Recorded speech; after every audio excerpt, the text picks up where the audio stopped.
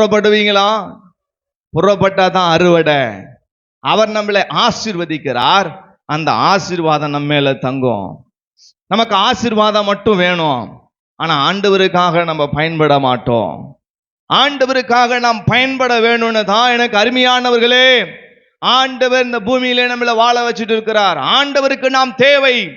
ஆண்டவர் நம்மளை அழைத்து இருக்கிறார். அவருடைய அழைப்பு மிகவும் விசேஷமானது. ஆமென். அவருடைய அபிஷேகம் நம்முடைய தலையின் மேல இருக்கிறது. அவர் நம்முடைய அழைத்ததான அந்த அழைப்பு மாறாதது. ஆண்டவருக்காக நீங்கள் ஏதோ ஒரு காரியத்திற்கு தேவை என்று சொல்லிதான் அவர் இந்த கிராமத்திலே நம்மளை பிறக்க வைத்து இந்த திருச்சபையிலே ஆண்டவர் நம்மளை கொண்டு வந்து வைத்து இருக்கிறார். ஏதோ சும்மா வெட்டி வசனத்துக்கு கிடையாது, ஏதோ ஒரு ஊர்கதையை பேசுறதுக்கு கிடையாது, ஏதோ ஒரு 4 பாட்டை பாடி கையை தட்டி ஆமேன் சோத்திரம் சொல்லிட்டு ஓடுறதுக்காக கிடையாது.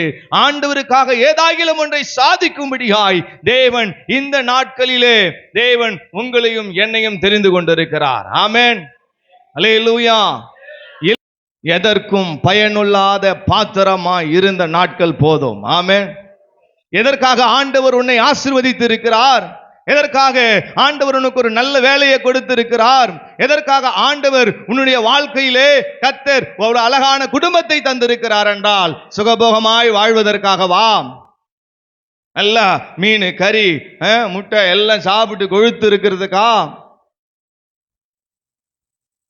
ஏதாகிலும் ஒன்றை ஆண்டவருக்காக செய்யும்படியாய். அல்லேலூயா.